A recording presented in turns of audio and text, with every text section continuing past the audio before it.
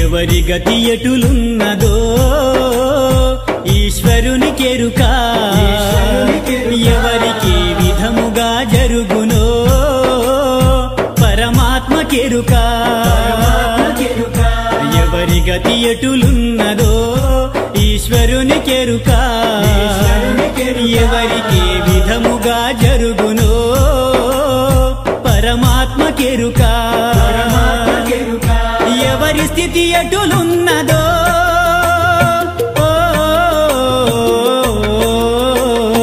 ఎగసి ఎగసి పడుటే కాని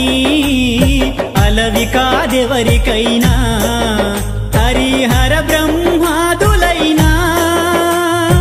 అనుభవించక తీరదు